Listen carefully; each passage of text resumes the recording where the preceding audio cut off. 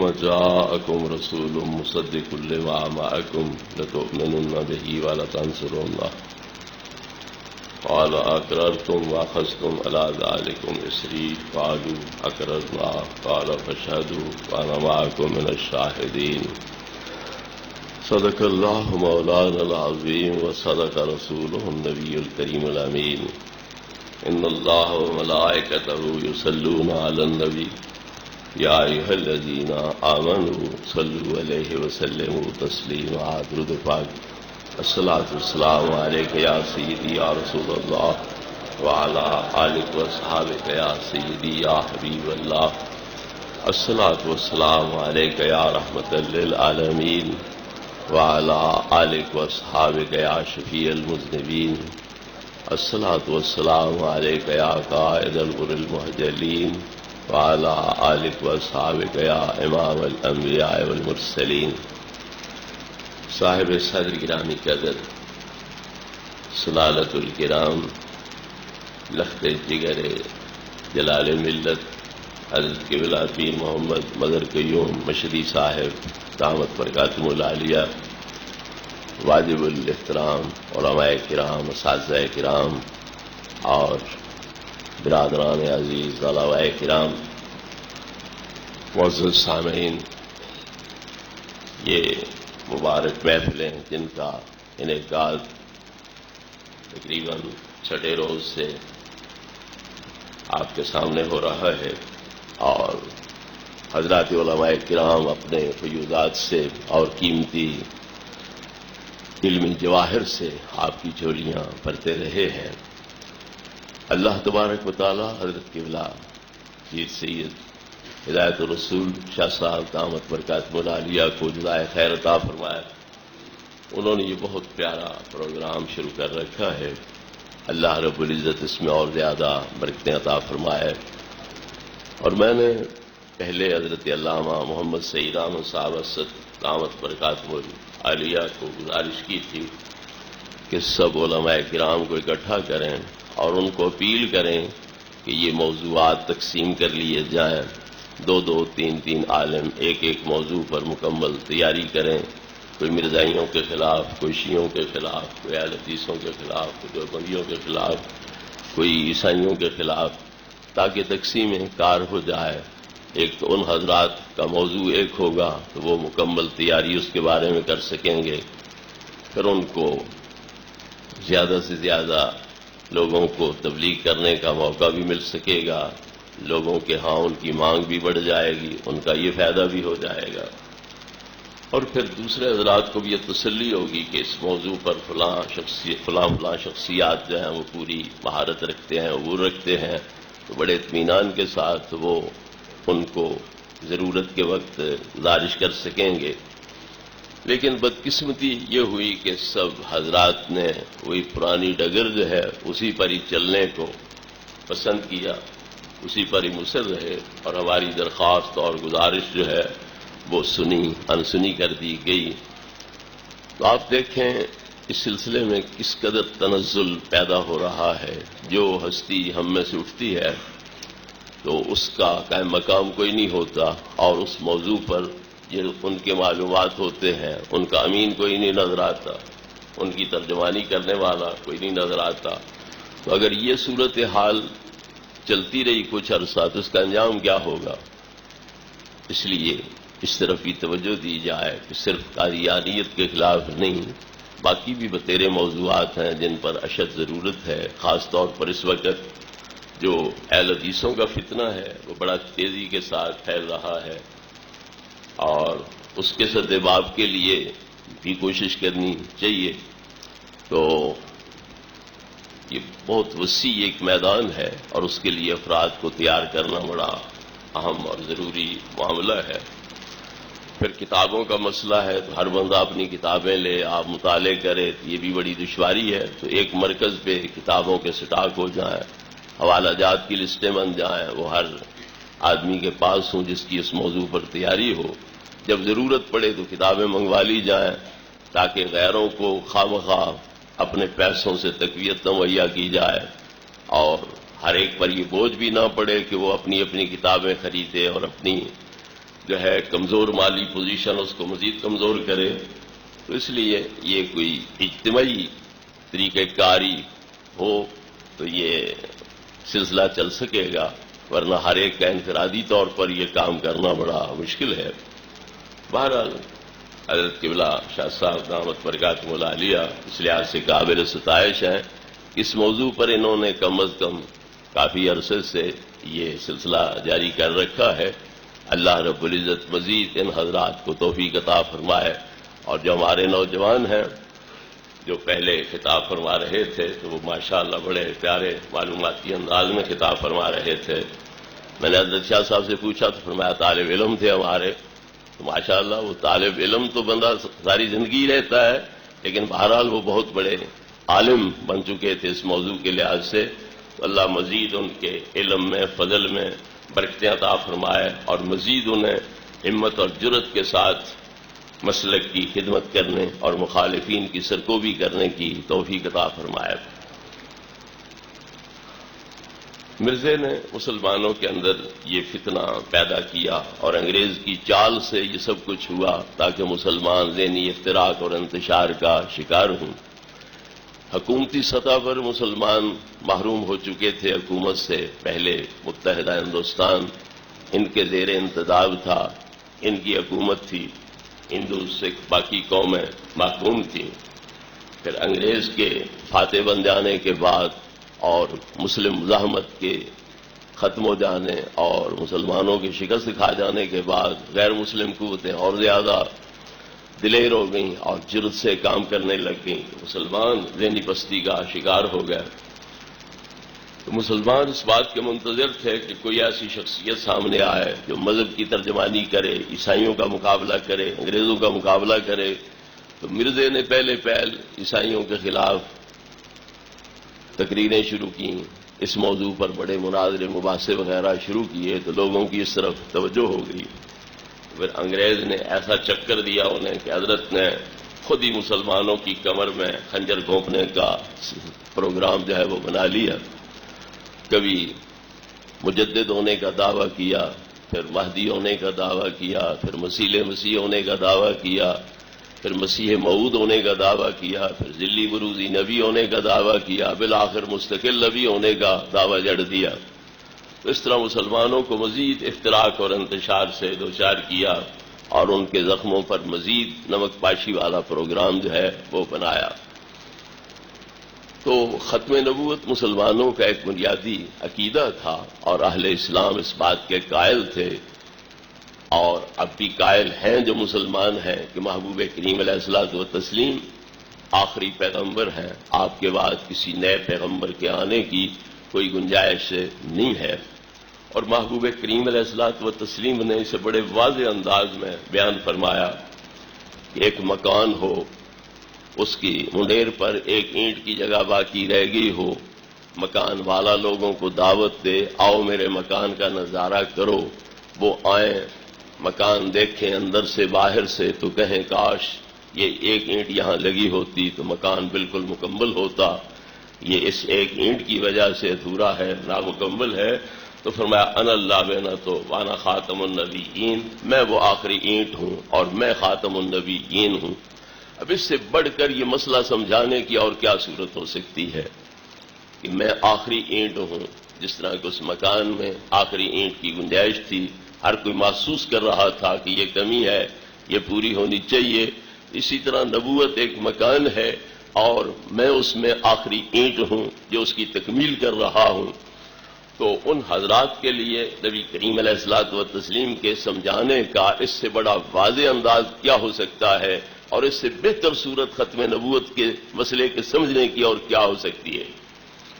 تو محبوب کریم علیہ الصلوۃ والتسلیم نے انتہائی دقیق مسائل کو اور جو عمیق نظر کے متقاضی مسائل تھے ان کو بڑے سادے انداز میں آپ ان حضرات کے سامنے بیان کرتے تھے اور واضح فرماتے تھے۔ استعارے، کنائے اور ایسی چیزوں کے آپ قائل نہیں تھے۔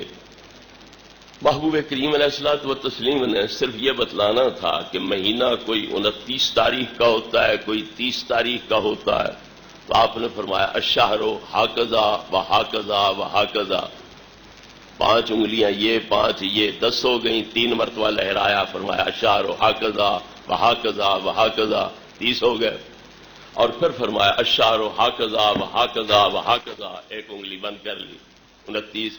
تو جو نبی 29-30 کے مہینے کا فرق سمجھانے کے لیے اتنا واضح انداز اختیار فرما رہا ہے، وہ استعارے کنائے کیوں بولتا کہ ذکر عیسیٰ ابن مریم کا کیا جائے، مراد اس سے مسیح لیا جائے، روحانی باپ والا جو ہے وہ لیا جائے، اس طرح کے ہیری پھیری جو مرزے نے کی ہے۔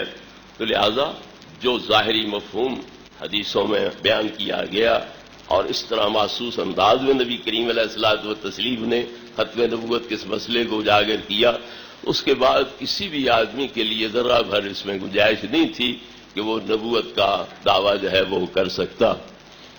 باقی رہا یہ مسئلہ کہ پہلے نبی موجود رہیں یا نہ رہیں، تو اللہ رب العزت نے ان نبیوں سے وعدہ یہ نہیں لیا تھا کہ میرا یہ محبوب آئے تو تمہیں مر جانا چاہیے، جہان چھوڑ جانا چاہیے، زندگی تمہاری ختم ہو جانی چاہیے۔ اللہ نے یہ وعدہ نہیں لیا کہ ان کے آنے پر تمہیں فوت ہو جانا چاہیے۔ اگر ان سے وعدہ لیا ہے اور انہیں پابند کیا ہے تو اس بات کا کیا ہے لَتُؤْمِنُنَّ بِهِ وَلَتَنْصُرُنَّهُ، تمہیں ان پر ایمان بھی لانا ہوگا اور ان کے دین کا سپاہی بھی بننا ہوگا۔ بے شک زندہ رہیں پیغمبران کرام علیہ السلام، اللہ کی طرف سے یہ پابندی کوئی نہیں ہے۔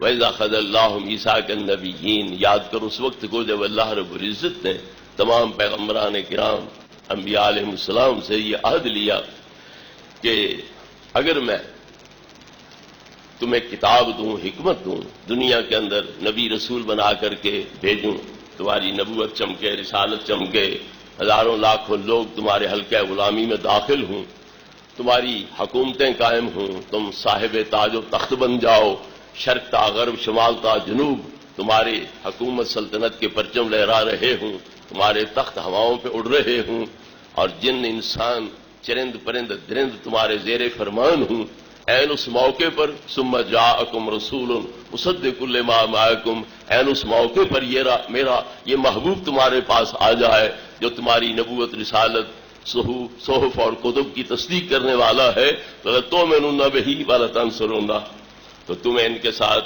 ایمان لانا ہوگا اور ان کے دین کی امداد کرنا ہوگی۔ تو اللہ تبارک و تعالیٰ نے ان سے یہ وعدہ لیا کہ اگر تمہارے ہوتے ہوئے یہ آئیں تو تمہیں ایمان لانا ہوگا اور ان کے دین کی مدد کرنا ہوگی۔ یہ نہیں پابندی لگائی کہ تمہیں مر جانا چاہیے، فوت ہو جانا چاہیے۔ تو لہذا بے شک زندہ رہیں، سارے رہیں، بعض رہیں۔ ختم نبوت کا مطلب یہ ہے کہ آپ کی آمد کے بعد وہ اپنی نبوت سے دستبردار ہو جائیں اور نبی کریم علیہ الصلوۃ والتسلیم کو اپنا نبی مانیں، آپ کی شریعت کے مطابق عمل کریں اور آپ کے دین کے سپاہی بنیں، معاون مددگار بنیں۔ اس بات کی اللہ رب العزت نے ان پہ پابندی عائد فرمائی۔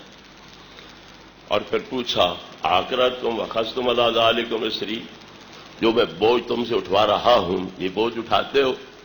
کوئی بہت بڑا پیر بنا بیٹھا ہو، پلنگ پہ ہو، اوپر گدے بہترین ہوں اور وہ بڑے آرام کے ساتھ، ناز نخرے کے ساتھ نیم دراز ہو، دوسرے لوگ زمین پہ بیٹھے ہوں دو زانو اتحیات کی صورت، اوپر سے کوئی ایسی شخصیت آ جائے کہ انہیں پلنگ چھوڑنا پڑے، گدے چھوڑنے پڑے، زمین پہ بیٹھنا پڑے، دو زانو ہونا پڑے، ظاہر ہے نفس پر گراں گزرے گا، بوجھ پڑے گا۔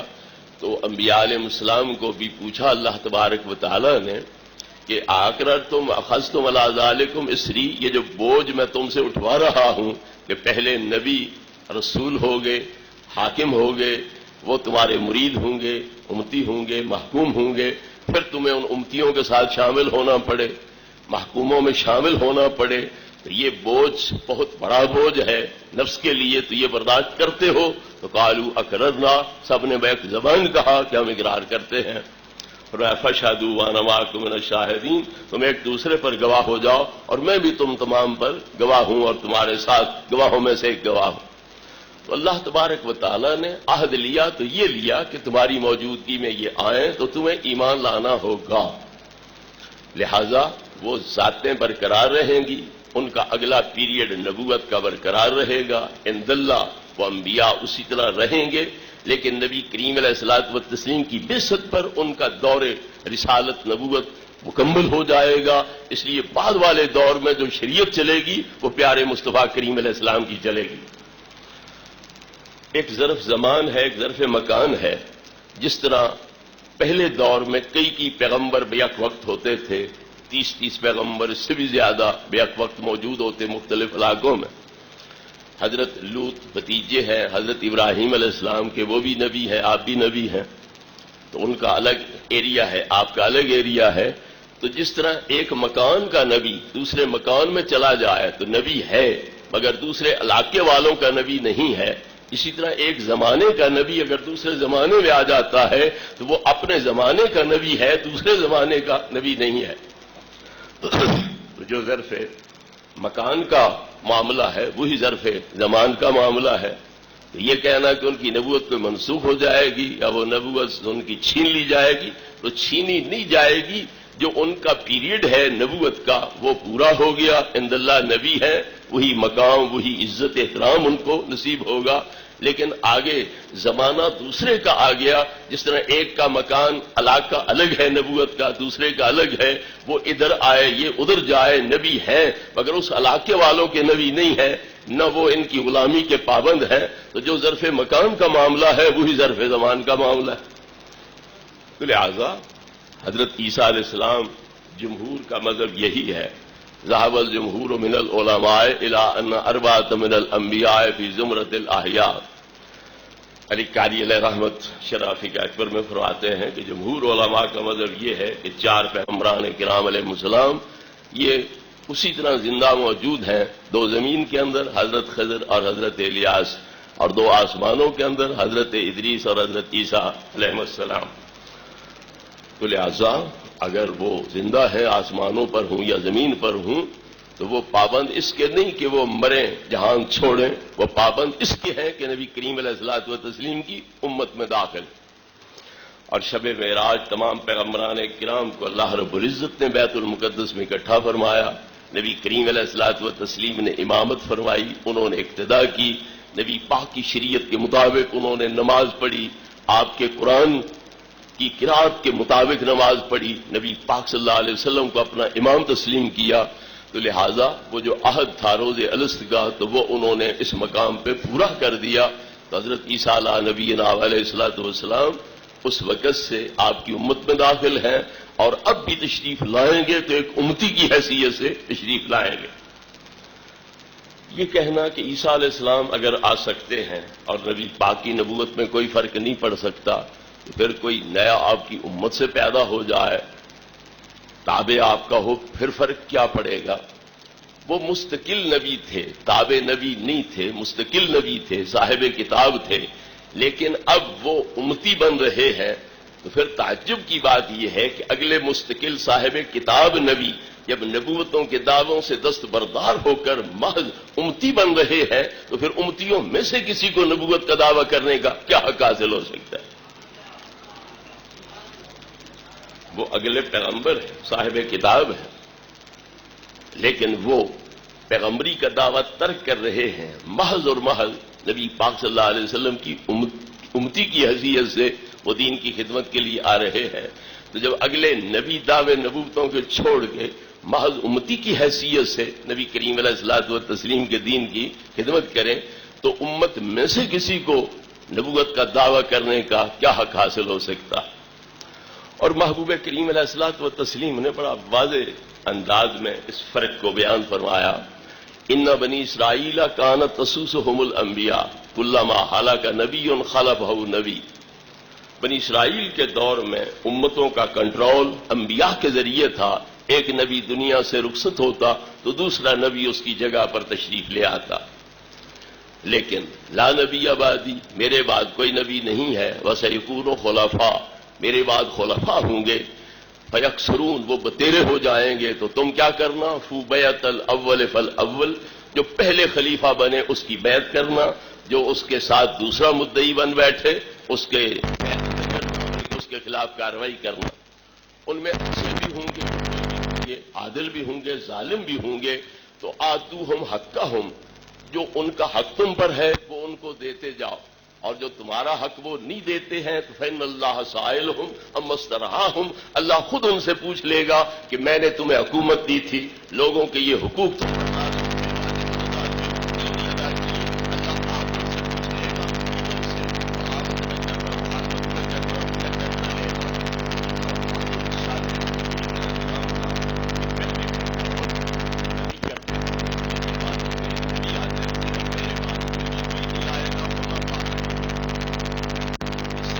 واضح صورت بھی کوئی ہو سکتی ہے آپ کے آخری نبی ہونے کے بیان کی اور آپ کی مفہوم کی وضاحت کی، اس سے بہتر صورت بھی ہو سکتی ہے۔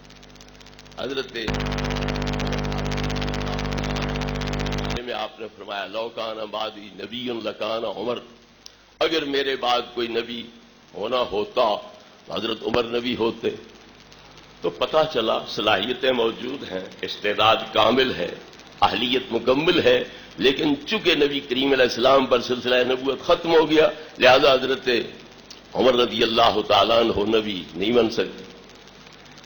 حضرت صدیق اکبر رضی اللہ تعالیٰ عنہ جن کو فنا فی رسول بقابل رسول کا مقام حاصل ہے،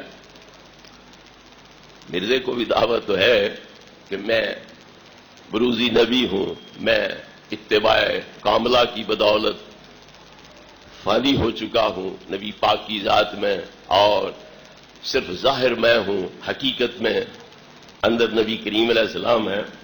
لیکن جس بیچارے کو نماز پڑھنے کی بھی فرصت نہیں تھی، زکوٰۃ اس نے دینی کیا تھی، الٹا لوگوں کے چندے بٹورے اور ہضم کر گیا۔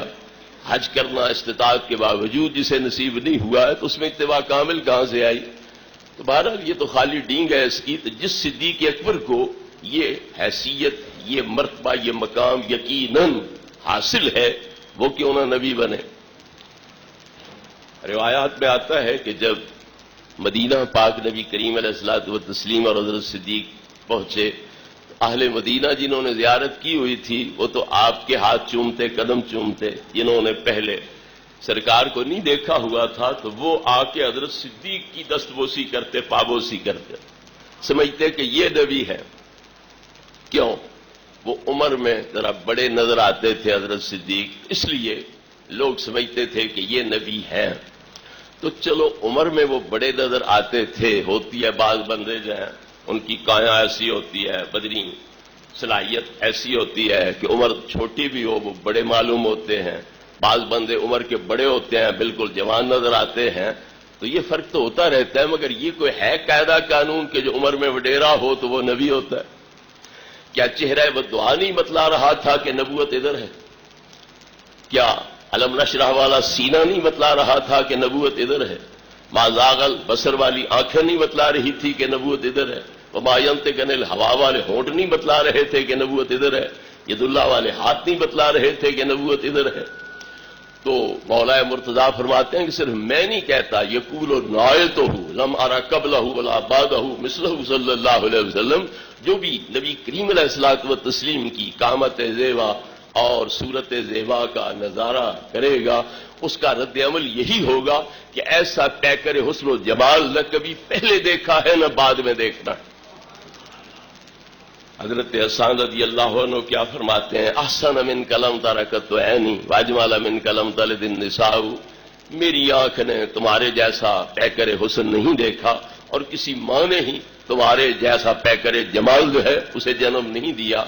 تو ایسی بے مثل بے مثال ذات کے بارے میں نبوت کا نظریہ نہ ذہن میں آئے، حضرت صدیق کو صرف عمر کے بڑے ہونے کے لحاظ سے، بال سفید ہونے کے لحاظ سے آپ کی نبوت کا وام پڑے، اس کا تک کیا ہے؟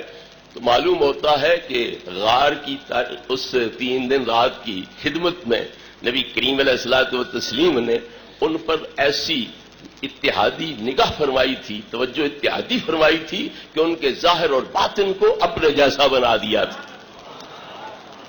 حضرت شاہ عبد العزیز محدث دہلوی علیہ رحمت فرماتے ہیں کہ حضرت خواجہ باقی باللہ علیہ رحمت کے مہمان آ گئے تو انہوں نے حضور مجدد الف ثانی کی خلافت کے بعد پیری ان پہ چھوڑ دی۔ آپ درویشانہ حالت میں گوشے میں بیٹھ کے اللہ اللہ کرتے تھے، تو کوئی لنگروں وغیرہ کا انتظام اہتمام، مریدوں کے لیے بیٹھنے کرنے کے لنگر مہمان خانے وغیرہ نہیں تھے۔ مہمان آئے تو پریشان ہو گئے کہ کہ میں اب ان کی روٹی پانی کا انتظام نہ کروں تو سنت کا خلاف ہے، اور کروں تو وظائف گئے، وقت خراب ہوا۔ کسی ششپنج میں تھے کہ قریب ایک ماچھی تھا جس کا ہوٹل تھا یا کاروبار تھا، تو اس نے پرتکلف کھانا تیار کر کے پیش کر دیا۔ آپ خوش ہو گئے اور فرمایا بے خواچے میں خواہی، مانگ کیا مانگتا ہے؟ تو اس نے زمین نہیں مانگی، مکان نہیں مانگا، کسی جگہ معاشقہ نہیں تھا کہ کہتا فلاں جگہ میری شادی ہو جائے۔ اس نے بڑا پیارا مطالبہ کیا، کیا مرا مثل خود سازید، مجھے اپنے جیسا بنا دو۔ تو تحمل ہے امر نہ داری، میری محنت ہے مدتوں کی، میں نے مجاہدوں کی کدالوں سے بیلچوں سے دل کی نالی کو کھود کھود کے سمندر بنا دیا ہے، اب اس کا پانی میں تیرے دل کی چھوٹی سی نالی میں پلٹوں تو بھی غرقاب ہو جائے گا، وہ بھی ہلاک ہو جائے گا۔ اس لیے چادر دیکھ کے پاؤں پھیلا، اپنی حیثیت گنجائش دیکھ کے مطالبہ کر، یہ تیری گنجائش سے والا تر مطالبہ ہے۔ اس نے عرض کیا حضور اگر تم مجھے اپنے جیسا بنا دو تو کیا ہوگا؟ فرمایا تو مر جائے گا، ختم ہو جائے گا۔ اس نے عرض کیا حضور مرنا تو میں نے ہے ہی، وہ ایک دن مقرر ہے، اس سے ایک سیکنڈ آگے پیچھے نہیں ہو سکتی موت، مگر اب میں عام ماچھی رہ کے نہیں مرنا چاہتا، میں باقی بلا بن کے مرنا چاہتا ہوں۔ اس لیے تم لجپالو، اپنا وعدہ پورا کرو، مجھے باقی بلا بناؤ، میں جیوں یا مروں میری قسمت۔ آپ الگ کمرے میں لے گئے، توجہ اتحادی ڈالی، جس کا مطلب کیا ہوتا ہے کہ پیر اپنی روح کو مرید کی روح سے ملا دیتا ہے، اور جو انوار تجلیات پیر کی روح میں ہوتے ہیں وہ مرید کی روح میں منتقل کر دیتا ہے۔ تو آپ نے توجہ اتحادی ڈالی، جب باہر نکلے تو نہ باطنی مقامات میں کوئی تفاوت تھا، نہ ظاہری شکل و صورت کے اندر کوئی تفاوت تھا، صرف اتنا فرق پتہ چلتا تھا کہ جو اصل باقی باللہ تھے وہ ہوش میں تھے، اور جو اب تازہ باقی باللہ بنا ہے وہ مخمور تھا، مدہوش تھا، مستی کی حالت میں تھا، 3 دن زندہ رہا پھر فوت ہو گیا۔ تو اگر ایک وقت کی مہمانوں کی روٹی پیش کرنے پر نبی کریم علیہ السلام کی امت کا ولی صدیوں بعد پیدا ہونے والا اتنی سخاوت کر سکتا ہے کہ ایک ماچھی کو باقی باللہ بنا سکتا ہے، تو جس نبی الانبیاء پر حضرت صدیق اپنی جان قربان کر رہے ہیں، مال قربان کر رہے ہیں، بیوی بچیوں کی عزتیں قربان کر رہے ہیں، بچوں کی جانوں کی قربانی دے رہے ہیں، اور اتنے لمبے سفر میں جب دشمن نے تعاقب کرنا ہے اور حضرت صدیق کو معاف نہیں کرنا، بلکہ روایتوں میں آتا ہے کہ بل یفہم بانک انت الذی تحملنی الی ما ادعیہ، ابو بکر تو میرے اس سفر ہجرت میں ساتھ دیتا ہے؟ عرض کیا حضور میں تو 6 ماہ سے انتظار میں بیٹھا ہوں، جانور خریدے ہوئے ہیں، انہیں اعلیٰ چارہ دے رہا ہوں تاکہ موٹے تازہ فرما ہو جائیں، طاقتور ہو جائیں، رستے میں جاتے ہوئے کوئی کمزوری نہ دکھلائیں، میں تو 6 ماہ سے تیار بیٹھا ہوں۔ اور سوچ لے ان تطلب کما اطلب بل یفہم بانک انت الذی تحملنی الی ما ادعیہ، جس طرح میرا تعاقب ہوگا تیرا بھی تعاقب ہوگا، بلکہ سمجھا یہ جائے گا کہ ابو بکر ساتھ نہ لگتا تو محمد نے دعویٰ نبوت کا کرنا ہی کوئی نہیں تھا، یہ دعویٰ کرایا ہے ان سے نبوت کا تو ابو بکر نے کرایا، اس لیے اتنے میرے دشمن نہیں بنیں گے جتنے تیرے دشمن بنیں گے۔ اب سوچ کے بدلا ساتھ دیتا ہے۔ تو حضرت صدیق کا جواب کیا تھا؟ لو عشت عمر الدنیا وانا اعذب فی جمیعہا اشد عذاب لا ينزل علی موت مریح ولا فرح منیح وکان ذلک فی محبتک، یا رسول اللہ اب سے قیامت تک میری عمر لمبی ہو جائے، ہر دکھ مجھ پہ ٹوٹ پڑے، ہر مصیبت میرے اوپر نازل ہو جائے، نہ موت آئے کہ جان چھوٹے، نہ سکھ کی کوئی گھڑی نصیب ہو، پر تمہاری محبت کا دامن میرے ہاتھ میں ہو، لکان ذالک احب الی من ان اتنعم فی جمیعہا اشد النعم وانا مالک لجمیع ممالک ملوکہا، میں پوری دنیا کا بادشاہ بنوں، دنیا کے بادشاہ نواب میرے دست بستہ غلام ہوں، ہر نعمت سکھ مجھے نصیب ہو، پر تمہاری محبت کا دامن میرے ہاتھ میں نہ ہو، مجھے یہ سکھوں والی زندگی نہیں پسند، اور وہ دکھوں والی جب تمہاری محبت کا دامن میرے ہاتھ میں ہو وہ زندگی مجھے پیاری ہے۔ تو نبی کریم علیہ الصلوۃ والتسلیم نے فرمایا لا جرم اللہ علی قلبک ووجدہ موافقا لما جرى علی لسانک فجعلک منی بمنزلۃ روح من البدن والراس من الجسد، یقیناً اے ابو بکر اللہ تیرے دل پہ مطلع ہوا ہے، اور جو تو زبان سے کہہ رہا ہے وہی تیرے دل میں پایا ہے، اس لیے اللہ نے تیرا میرا وہ مقام بنا دیا ہے جو سر اور دھڑ کا ہوتا ہے اور روح اور بدن کا ہوتا ہے۔ تو حضرت صدیق رضی اللہ تعالی عنہ کو اس قربانی کی بدولت نبی کریم علیہ الصلوۃ والتسلیم نے بھی توجہ اتحادی سے نواز دیا تھا. اس لیے اہل مدینہ کو شکلیں بھی ایک جیسی نظر آ رہی ہیں، انوار تجلیات بھی ایک جیسے نظر آ رہے ہیں، اس لیے مغالطہ لگ رہا ہے. تو حضرت صدیق اٹھ کے چادر تان کے نبی کریم علیہ السلام کے سر پہ کھڑے ہو گئے تاکہ آنے والوں کو پتا چلے کہ یہ تو نوکر ہے، مخدوم وہ ہے جو چادر کے نیچے تشریف فرمائے.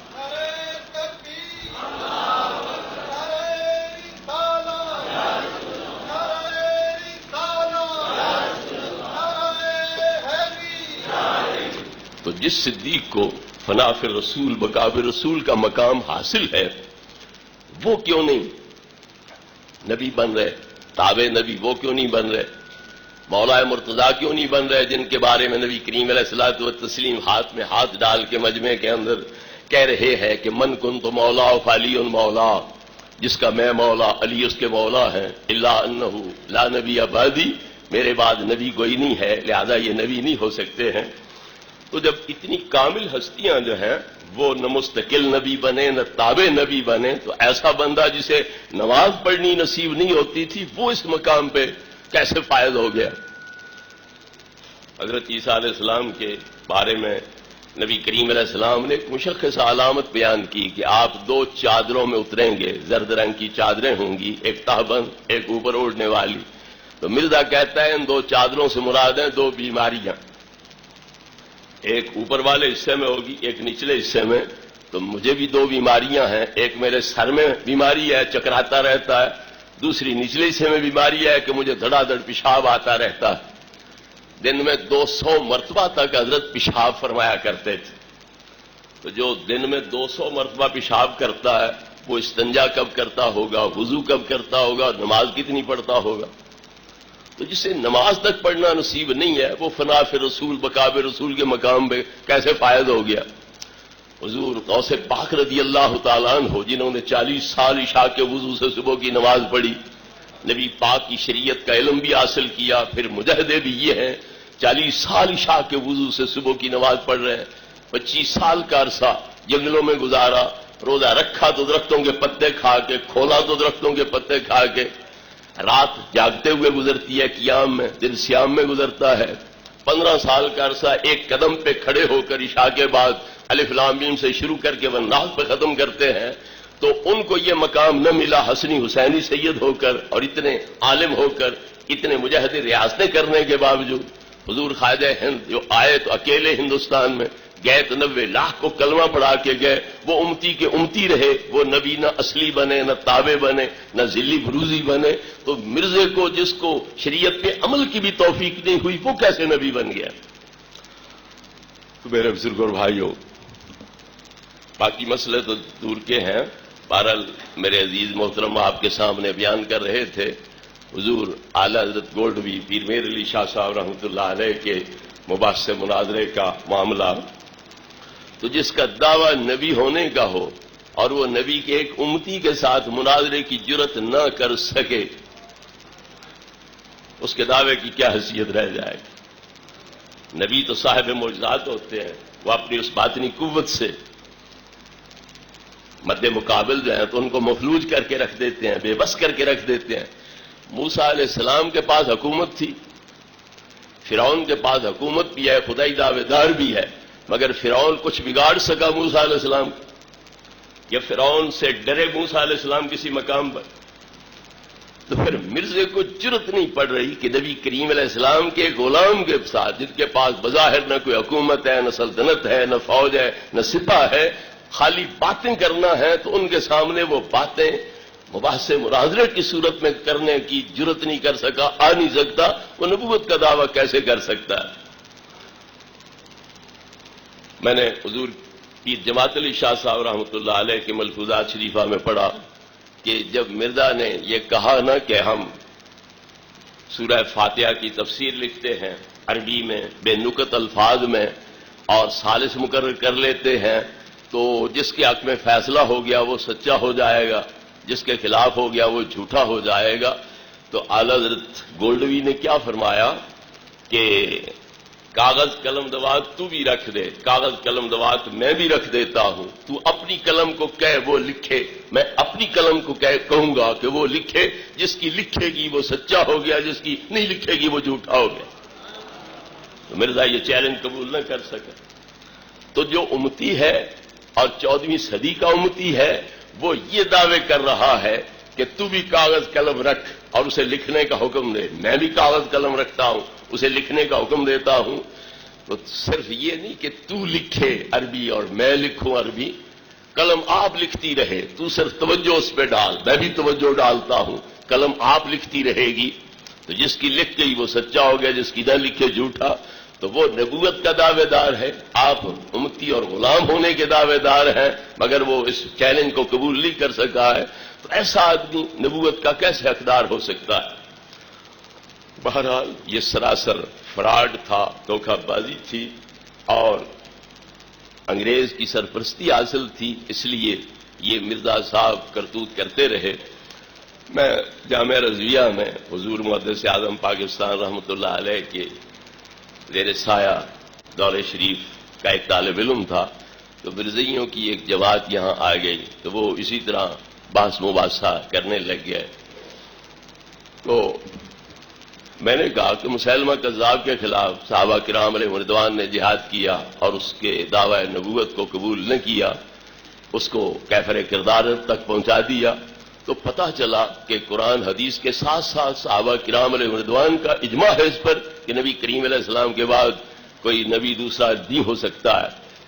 تو وہ کہنے لگے کہ وہ تو قتل ہو گیا، لیکن مرزا کے خلاف باوجود کوششوں کے مرزا قتل نہیں ہوا، لہذا ثابت ہوا یہ سچا ہے وہ جھوٹے ہے۔ تو میں نے کہا کہ صحابہ کرام علیہ رضوان نے حملہ اس چیک اپ کے لیے کیا تھا کہ قتل ہو گیا تو جھوٹا ہوگا، نہ ہوا تو سچا ہوگا، اس چیکنگ کے لیے حملہ کیا تھا، یہ جھوٹا سمجھ کے اس کے خلاف کارروائی کی تھی۔ تو جب صحابہ کرام علیہ رضوان نے اسے جھوٹا سمجھ کے اس کے خلاف کارروائی کی تھی، تو پھر صحابہ کے نقش قدم پہ چلنے کا تقاضا یہ ہے کہ ہم ہر مدعی نبوت کو جھوٹا سمجھیں اور اس کے خلاف کارروائی کریں۔ پھر تم نے کہا ہے کہ وہ جھوٹا تھا مسلمہ لہذا قتل ہو گیا، یہ سچا تھا لہذا قتل نہ ہوا۔ تو قرآن بنی اسرائیل کے پیغمبروں کے بارے میں کہہ رہا ہے کہ یہودی لوگ یقتلون النبیین بغیر الحق، انبیاء کو ناحق طور پر قتل کرتے تھے، تو پھر وہ اللہ کے نبی ہیں، برحق ہیں، مگر شہید بھی ہو گئے۔ قتلہم الانبیاء بغیر الحق، ان کے انبیاء کو ناحق طریقے پر قتل کرنے کی وجہ سے ہم نے ان کو ملعون ٹھہرایا اور طرح طرح کے عذابوں سے دوچار کیا۔ تو پتہ چلا برحق نبی بھی قتل ہوتے رہے ہیں۔ یہ ضروری نہیں ہے کہ جو قتل ہو وہ جھوٹا ہوگا، جو قتل نہ ہو سکے وہ سچا ہوگا۔ یہ انگریز کی پشت پناہی کی وجہ سے اسے یہ سارا کچھ جو ہے تحفظ وغیرہ وہ حاصل رہا، ورنہ یہ کب کا ختم ہو کے رہ جاتا۔ تو بہرحال صحابہ کرام علیہ رضوان کا یہ اجماع اور یہ اقدام اس بات کی واضح دلیل ہے کہ آپ کے بعد کوئی نبی نہیں آ سکتا۔ لیکن یہ مطلب نہیں کہ کوئی بھی نہیں آ سکتا، آ بھی سکتے ہیں، اور حدیثوں سے ثابت ہے کہ آئیں گے، لیکن مطلب ہے سچا نبی کوئی نہیں آ سکتا ہے۔ جھوٹے تو نبی پاک نے آپ بتلایا ہے 30 آئیں گے جن میں آخری دجال ہوگا۔ سیوبا بعدی دجالون کذابون ثلاثون، میرے بعد جھوٹے نبی آئیں گے۔ تو یہ نہیں کہ کوئی نبی نہیں آئے گا، آئیں گے، مگر سچے نہیں آئیں گے، جھوٹے آئیں گے۔ تو مرزا صاحب بھی بے شک ہے نبی پاک کی پیشین گوئی اور غیبی خبر کے مطابق ہے، مگر جھوٹے ہیں، سچے نبی نہیں ہیں۔ بحث اس میں ہے کہ سچا نبی کوئی نہیں آ سکتا ہے، یہ تو نہیں کہ سرے سے کوئی نہیں آ سکتا، جھوٹے دعوے دار جو ہیں وہ آ سکتے ہیں۔ اور صرف مسلمہ کی بات نہیں ہے، نبی کریم علیہ السلام نے 30 کے بارے میں یہ ارشاد فرمایا۔ لہذا ہمارا بالکل عقیدہ ہے کہ مرزا صاحب نبی ہیں، پر ان 30 میں سے ہیں جن کے بارے میں نبی کریم علیہ السلام نے فرمایا کہ میرے بعد 30 جھوٹے نبی جو ہیں وہ ہوں گے، جن میں سے آخری جو ہے وہ دجال آئے گا۔ جی اب ارشادات اپنے کو بتلاؤ، ضروری حضرت شاہ صاحب نے بڑے عجیب امتحان میں مجھے پھنسایا ہے اس دفعہ۔ سوال جواب کی نشست ہوگی تو پہلے کوئی ذہن میں ہو نہ کہ سوال کیا ہوگا، تو بندہ سوچ رکھتا ہے، یا تو ہر وقت مطالعہ یہی ہو تو جب مطالعہ ہر وقت ادھر نہیں ہوتا اور سینکڑوں چکر جو ہیں ان میں پھنسے ہوتے ہیں آدمی، تو پھر اس طرح کھلی چھٹی دے دینی کسی کو کہ سوال جواب کی نشست ہوگی، جو سوال کر لینا، یہ ایک بڑی عجیب سی امتحان لینے کی کوشش ہے۔ پہلے نبی اور ان کی امتیں نماز میں کون سا کلام تلاوت کیا کرتے تھے؟ اب اس سوال کی کوئی ضرورت تھی؟ السائل و کل آمات تو سنتے ہی تھے، مگر یہاں تو کاف بھی ہٹانا پڑے گا۔ جب کتابیں ان پر اتری ہوئی تھی، تورات، انجیل، زبور وغیرہ، تو انہوں نے وہی پڑھنی تھی یا قرآن پڑھنا تھا؟ اگر تلاوت وہ کرتے ہیں تو اپنی کتابوں کی تلاوت کریں گے، نہ کہ ہمارے قرآن کی تلاوت اس میں کریں گے۔ تو جو کتابیں ان پر نازل ہوئی ہیں تو وہ اپنی نمازوں میں انہی کی تلاوت فرماتے ہوں گے، نہ کہ ہمارے قرآن کی انہوں نے تلاوت کرنی ہے۔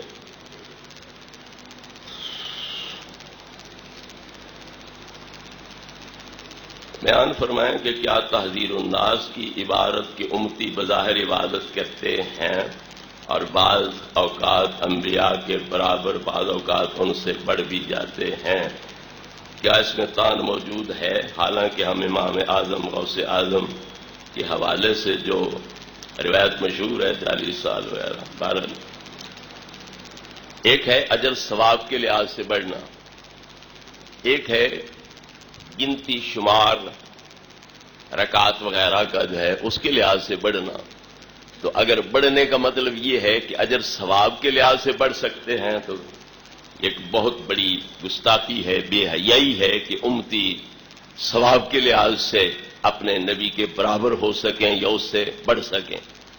ایک ہے ظاہری طور پر وہ ساری رات عبادت امتی کرتا ہے، نبی کریم علیہ السلام ساری رات عبادت نہیں کرتے تھے، یہ روزانہ روزہ رکھتا ہے، آپ نہیں رکھتے تھے، تو اس طرح ظاہری طور پر یہ زیادہ محنت مشقت کرے تو یہ ایک سطحی سی بات ہے، اس کثرت کے بیان کا کوئی فائدہ ہی نہیں ہو سکتا ہے، کیونکہ اصل مقصود تو ثواب کمانا ہے۔ تو جب اس میں پیغمبر کی برابری نہیں ہو سکتی ہے تو سطحی ظاہری لحاظ سے اگر کوئی زیادہ رکعات پڑھ بھی لیتا ہے، زیادہ تلاوتیں کر بھی لیتا ہے تو اس سے امتی کی کیا فضیلت ظاہر ہوگی؟ محبوب کریم علیہ الصلوۃ والتسلیم فرماتے ہیں کہ اکرموا اصحابی فانہم خیارکم، میرے صحابہ کی عزت کرو، کیوں وہ تم سے بہتر ہیں۔ کس لحاظ سے بہتر ہے؟ اس وقت ان کے پاس نہ اتنی دولت تھی، نہ اتنے ہتھیار تھے، بعد میں دولتیں بھی بڑی، ہتھیار بھی بڑے، لوگوں نے بڑے بڑے جہاد کیے، مار کے سر کیے، تو یہ کیوں نہیں بڑھ سکتے ہیں؟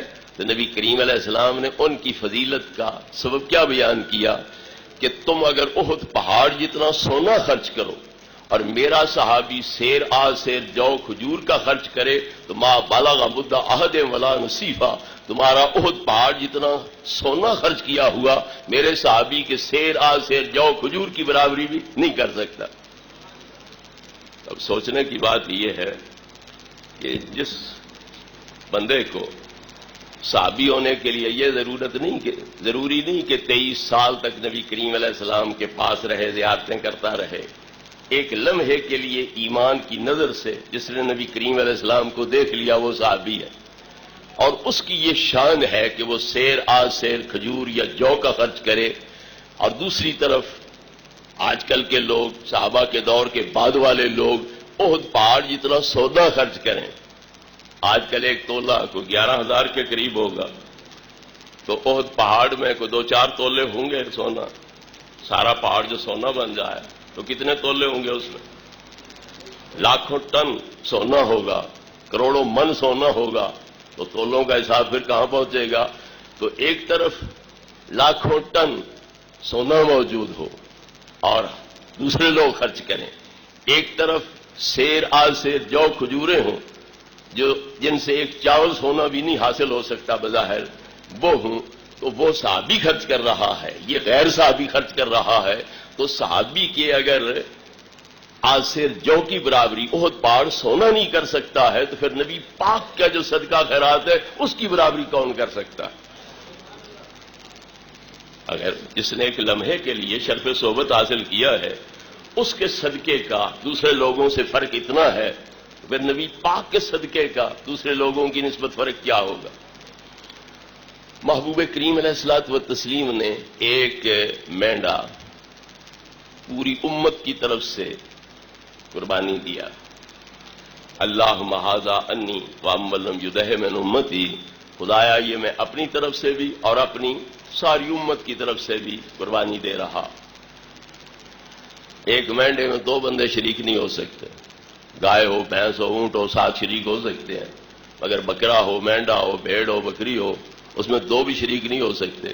نبی کریم علیہ الصلوۃ والتسلیم نے اپنی ساری امت کو اس میں شریک فرمایا. تو کیا ملے گا انہیں؟ ایک بال کا 1000واں حصہ بھی ایک بندے کے نصیب میں نہیں ہوگا. اس وقت 1 ارب اور کوئی 20 کروڑ مسلمان روئے زمین پر موجود ہیں، تو جو پہلے گزر گئے وہ بھی ساتھ ملاؤ، جو قیامت تک آئیں گے وہ بھی ملاؤ، ان سب کو ایک مینڈے میں سے پھر ملے گا تو کیا ملے گا؟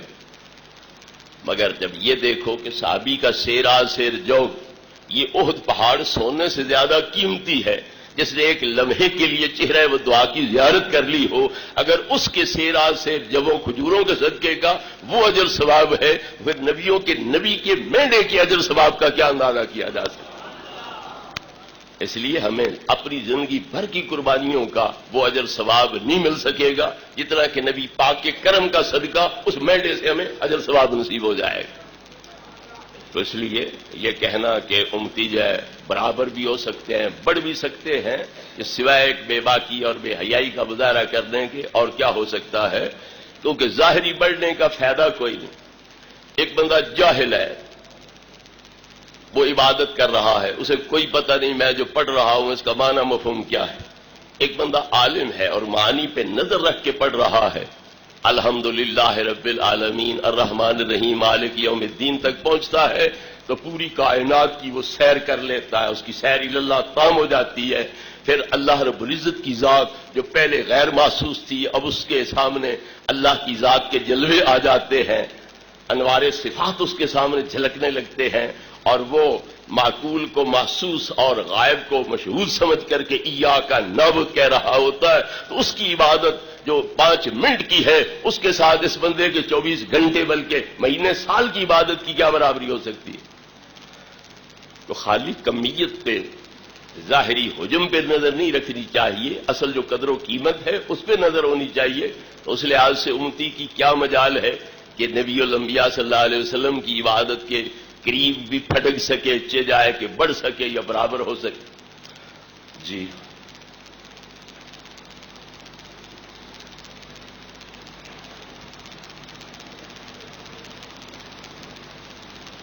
اس جھوٹے نبی آئیں گے تو انہوں نے تو آنا ہی ہے، کیونکہ فرمان مصطفیٰ صلی اللہ علیہ وسلم ہے ہم جو کچھ کریں یہ آ کر رہیں گے. تو پھر ان حالات میں ہم یہ سب کچھ کیوں کر رہے ہیں؟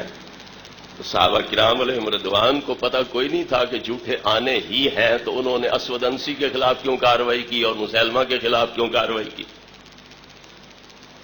یہ عجیب سوال ہے کہ جب وہ آنے ہی ہیں ہم ان کو ماں کے پیٹ میں تو نہیں دھکیل سکتے، لیکن ہم یہ تو کر سکتے ہیں کہ انہیں صفحہ ہستی سے مٹا دیں. ہمیں اس بات کا پابند نہیں کیا گیا کہ تم انہیں پیدا نہ ہونے دینا، ہمیں پابند اس بات کا کیا گیا ہے کہ ان کے جال میں نہ پھنسنا، ان کے فریم میں نہ آنا. میرے بعد کوئی سچا نبی نہیں ہے، اور ان کے خلاف جہاد کرنا، کارروائی کرنا ہمیں اس بات کا حکم دیا گیا ہے. واپس دھکیلنے کا حکم ہمیں نہیں دیا گیا. جی اور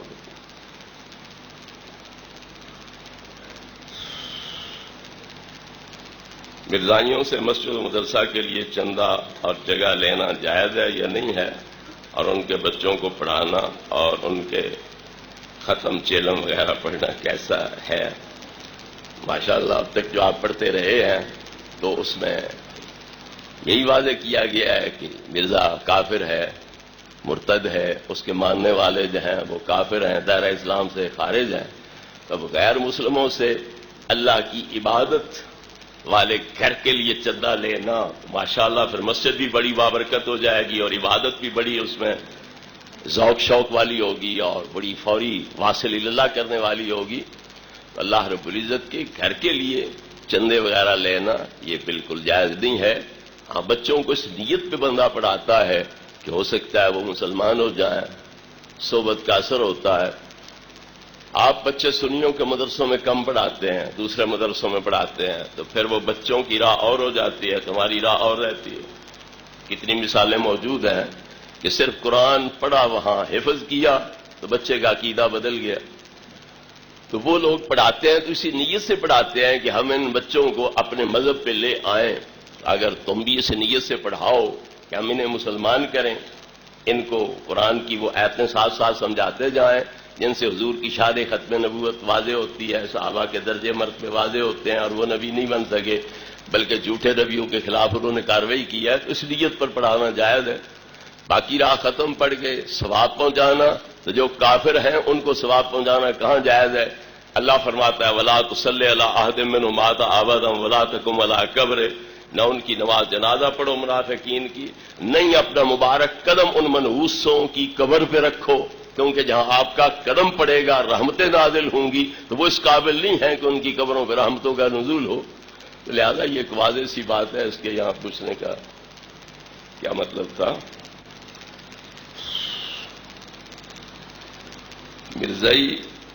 مرزا کی موت کہاں واقع ہوئی ہے؟ حالانکہ کچھ علماء یہ کہتے ہیں کہ اس کی موت بستر واقع ہوئی ہے، کچھ کہتے ہیں کہ وہ باتھ روم میں مرا، لیکن آپ ذرا تحقیق سے ارشاد فرمائیں کہ اس کی موت کہاں واقع ہوئی ہے. بہرحال وہ لاہور کے اندر آیا ہوا تھا، لیٹرین میں گیا تو وہیں اس کو دورہ پڑا، وہاں بے ہوش ہو گیا، تو یہیں مرا یا پھر قادیان جا کے مرا، اس کے بارے میں مجھے تسلی نہیں ہے. بہرحال کوئی منافق ہو، کافر ہو، مسجد میں ہی مر جائے تو اس جگہ پر مرنے سے تو وہ مسلمان ثابت نہیں ہو سکتا ہے. اگر کوئی مسلمان متقی پرہیزگار ہو، وہ استنجا کرتے ہوئے فوت ہو جائے تو کیا اس کا کافر ہونا ثابت ہو جائے گا؟ سوال جگہ کا نہیں ہے، سوال عقیدے کا ہے. تو جب عقیدہ قطعیات کے خلاف ہے تو لا محالہ وہ کافر ہے اور بے ایمان ہے. ذلی نبی اور بروزی نبی کی وضاحت فرمائیں. یہ ذلی زوئے کے ساتھ ہے، زال کے ساتھ نہیں ہے. ذلی نبی بروزی نبی، اس کا مطلب یہ ہے کہ وہ فنا فی رسول بقاب رسول کے مقام پہ پہنچا ہوا ہے. اوپر سے وہ الگ نظر آتا ہے لیکن اندر سے وہ اصل نبی یعنی محبوب کریم علیہ الصلوۃ والتسلیم کی حقیقت جو ہے وہ اس کے اندر جلوہ گر ہے. یہ صوفیاء کرام کی اصطلاح ہے. فنا فی شیخ، فنا فی رسول، فنا فی اللہ، یہ ان کی اصطلاحات ہیں کہ کوئی مرتبے مقام کے لحاظ سے اس طرح ہو جائے کہ اس کا جو باطن ہے وہ نبی کریم علیہ الصلوۃ والتسلیم کے عکس اور پرتو جیسا ہو جائے. جس طرح 14ویں کا چاند ہے، یہ سورج کے نور کا مظہر ایک کامل بن جاتا ہے اور وہ روشنی دے رہا ہوتا ہے. تو کسی کے باطن پر نبی کریم علیہ الصلوۃ والتسلیم کے انوار تجلیات اس طرح پر چمک رہے ہوں کہ وہ بظاہر غیر ہو لیکن اصل میں وہ سارے انوار تجلیات نبی پاک والے ہوں، تو یہ گویا ذل ہو گیا، بروز ہو گیا، ظاہر غیر ہو گیا، باطن محمد رسول اللہ ہو گیا. تو مرزے نے یہی چکر چلایا ہے. ایک غلطی کا ازالہ میں بعض اس کے مریدوں نے سنیوں سے بحث مباحثے میں شکست کھا کے کہہ دیا کہ نہیں، مرزا نبی نہیں ہے، اور نہ اس نے یہ دعویٰ کیا. تو مرزے نے پھر ثابت کیا کہ میں نبی ہوں، لیکن میں بروزی طور پر نبی ہوں. ظاہر مرزا غلام احمد ہے اور باطن میں محمد ہی محمد ہے، کیونکہ میں کامل متبع ہوں. تو اس طرح پر نبوت محمد کی محمد کے پاس رہی. تو جب نبوت محمد کی محمد کے پاس رہی تو کیوں کہتا ہے میں نبی ہوں، میں غلام احمد نبی ہوں؟ پھر تو یہ کیوں کہتا ہے؟ انا الحق منصور نے کہا تھا، تو اسے سولی اسی لیے لٹکا دیا گیا نا کہ تو انا الحق کہہ رہا ہے. تو مبتدا خبر موضوع محمول میں مصداق کے لحاظ سے اتحاد ہوتا ہے، تو مغایرت بھی تو مفہوم کے لحاظ سے ہوتی ہے نا. تو انا سے غیریت ثابت ہو رہی ہے. اگر انا ختم ہو جائے، انانیت ختم ہو جائے، میں ختم ہو جائے، پھر تو فنا ہے. اور جب میں باقی ہے تو فنا کہاں ہے؟ تو میری عرض سمجھ آ رہی ہے؟ لوہے کا ٹکڑا آگ میں ڈالو، کچھ دیر کے بعد نکالو تو وہ آگ کی طرح لال ہو چکا ہوتا ہے، آگ کی طرح جلاتا ہے. تو گویا آگ کا یہ مظہر بن گیا، اور آگ کے اثرات ظاہری حسن بھی باطنی تاثیر بھی اس کے اندر نفوذ کر گئی، حلول کر گئی. تو اسی طرح ایک بندہ کمال اتباع کی وجہ سے اس مقام پہ پہنچ جاتا ہے کہ نبی کریم علیہ الصلوۃ والتسلیم کے انوار تجلیات جو ہیں وہ اس کے ظاہر باطن کا احاطہ کر لیتے ہیں، تو یہ ذیل بروز کہلاتا ہے۔ تو مرزا کہتا ہے میں نبی ہوں، تو تو اگر فنا فی رسول ہو چکا ہے تو پھر میں کہنے کا تو کیا ہو سکتا ہے؟ پھر محمد ہی محمد ہے، پھر میں اور کون کہہ سکتا ہے؟ تو منصور کو اسی لیے سولی چڑھایا گیا کہ تو کہہ رہا ہے عدل حق، میں حق ہوں، تو میں اور حق یہ دو چیزیں ہیں جن کو تو اکٹھا کر رہا ہے، تو اگر حق کی حق کہتا تو پھر کون سولی چڑھاتا؟ اور اگر کوئی فنا فی رسول ہو کر رسول ہونے کا دعویٰ کر سکتا ہے تو فنا فی اللہ کا مقام بھی تو ہے نا، پھر فنا فی اللہ ہو کہ کوئی اللہ ہونے کا دعویٰ کر سکتا۔ حدیث قدسی بخاری شریف میں موجود ہے کہ جب بندہ فرض ادا کرتا ہے اور میرے قریب آنے کی کوشش کرتا ہے تو میں اسے قریب کرتا ہوں، پھر جب نفلوں کی کثرت کرتا ہے تو میں اس کو اپنا محبوب بنا لیتا ہوں۔ فَإِذَا أَحْبَبْتُهُ كُنْتُ سَمْعَهُ الَّذِي يَسْمَعُ بِهِ وَبَصَرَهُ الَّذِي يَبْصِرُ بِهِ وَيَدَهُ الَّتِي يَبْطِشُ بِهَا وَرِجْلَهُ الَّتِي يَمْشِي بِهَا، یہ تو بخاری شریف کے الفاظ ہیں، اور دوسری کتابوں میں یہ اضافہ ہے ساتھ وَلِسَانَهُ الَّذِي يَتَكَلَّمُ بِهِ وَفُؤَادَهُ الَّذِي يَعْقِلُ بِهِ، کہ جب اللہ فرماتا ہے کہ جب میں بندے کو محبوب بنا لیتا ہوں تو پھر اس کے کان میں ہوتا ہوں جن سے سنتا ہے، آنکھیں میں ہوتا ہوں جن سے دیکھتا ہے، ہاتھ میں ہوتا ہوں جن سے پکڑتا ہے، پاؤں میں ہوتا ہوں جن سے چلتا ہے، زبان میں ہوتا ہوں جس سے بولتا ہے، دل دماغ اس کا میں ہوتا ہوں جس سے وہ سوچتا ہے، پھر ایسا بندہ خدا ہونے کا دعویٰ کر سکتا؟ تو اگر فنا فی اللہ کے مقام پہ پہنچ کے خدا ہونے کا دعویٰ نہیں کیا جا سکتا تو فنا فی رسول کے مقام پہ پہنچ کے پھر رسول ہونے کا دعویٰ کیسے کیا جا سکتا ہے؟ تو فنا چاہتی اسی کو ہے کہ دعوے ختم ہو جائیں، جو دعوے کر رہا ہے وہ فانی نہیں ہے، اور جو فانی ہے وہ دعوے نہیں کر سکتا ہے، تو دعویٰ فنا فی رسول کا ہو تو پھر میں کیوں باقی رہے، پھر دعوے کیسے باقی رہیں؟ وہ فنا کا تقاضا یہی ہے کہ میں بھی ختم ہو جائے، دعوے بھی ختم ہو جائیں۔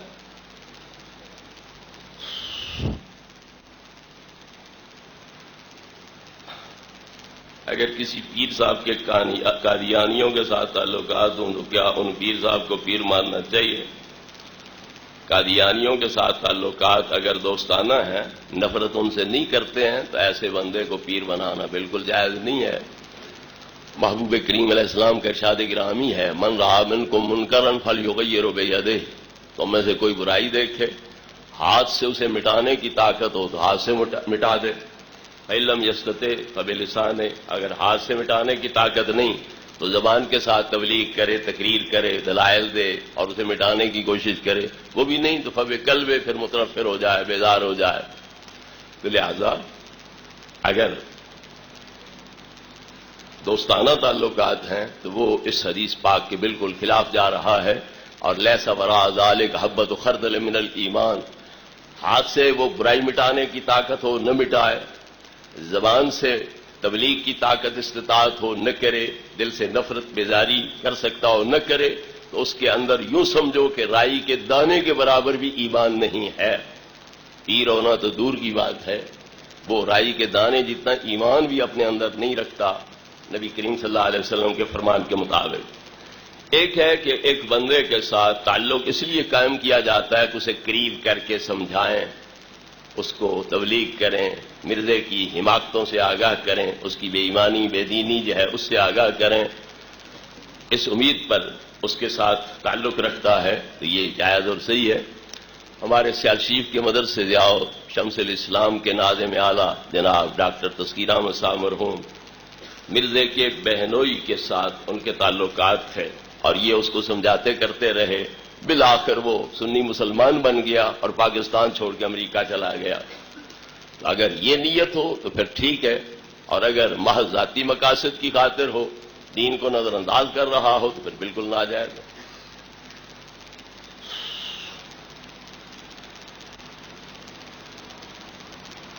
کیا مرزے کو گالی دینے کا ثواب ملے گا؟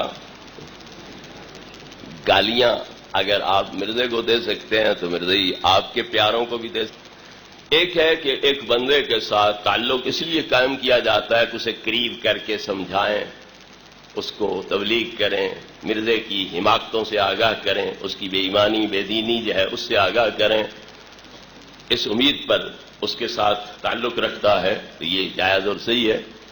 ہمارے سیال شریف کے مدرسے ضیاء شمس الاسلام کے ناظم اعلیٰ جناب ڈاکٹر تذکیر احمد صاحب مرحوم مرزے کے بہنوئی کے ساتھ ان کے تعلقات تھے، اور یہ اس کو سمجھاتے کرتے رہے، بالآخر وہ سنی مسلمان بن گیا اور پاکستان چھوڑ کے امریکہ چلا گیا۔ تو اگر یہ نیت ہو تو پھر ٹھیک ہے، اور اگر محض ذاتی مقاصد کی خاطر ہو، دین کو نظر انداز کر رہا ہو، تو پھر بالکل ناجائز ہے۔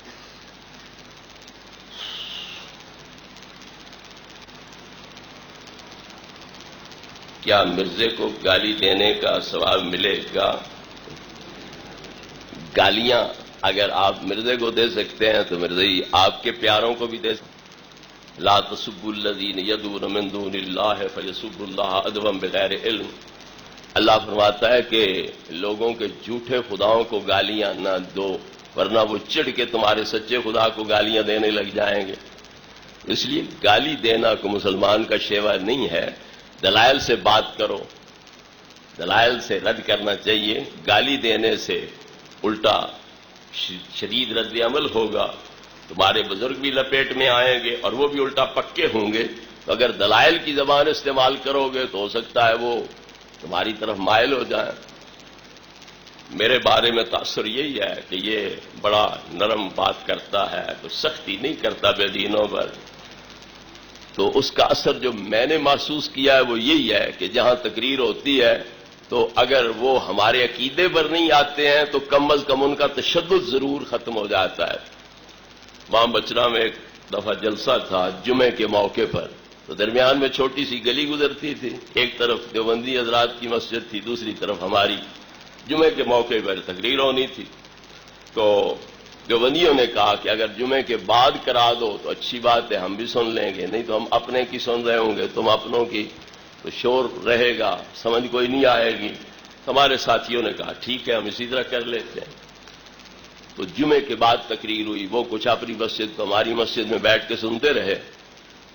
جمعے کے بعد خطاب ہو گیا، کوئی ہفتے اشرے بعد ہمارے جلسے کے منتظم ملے، اس دوسری مسجد کے متولی سے پوچھا کہ تو مماتی گروپ سے ہے یا حیاتی گروپ سے ہے، حکیم خیل ہے یا خلیل خیل ہے؟ تو اس نے کہا میں اشرف خیل ہوں۔